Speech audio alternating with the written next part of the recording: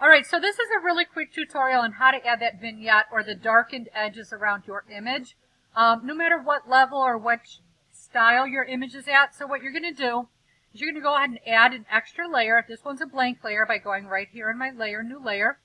I'm going to go ahead and I know it's going to look like I ruined it, but I'm going to go ahead and fill that layer with black.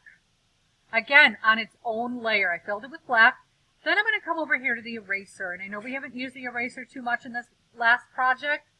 We were doing layer masking, but for this I'm going to use the eraser, and I'm going to come in, and I want to make sure that I've got a fully softened brush. I want to make sure it's nice and airbrushy, and I want a big brush. So I'm going to start maybe about right here. This one happens to be a 200, but again, it depends on the size of your document.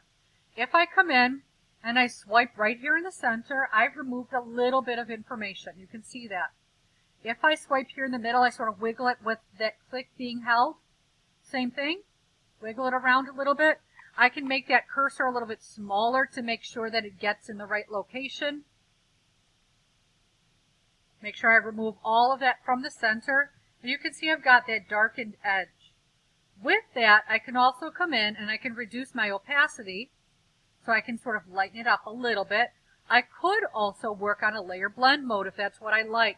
Again, I start on the top one and I just kind of keep poking and arrowing down and trying each one. You can see some of them do just about nothing.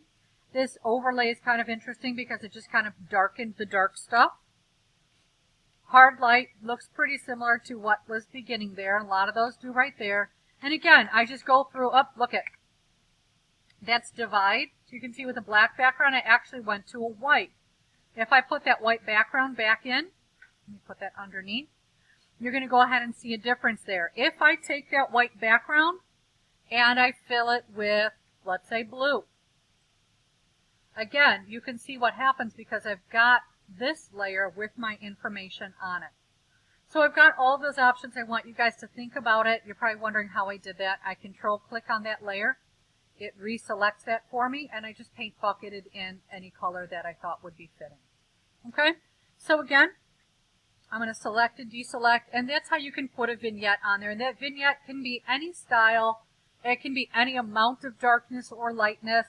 That vignette could technically even be a color if you wanted it to be. If you wanted to do like a light green for some reason, etc. So keep that in mind as you're working.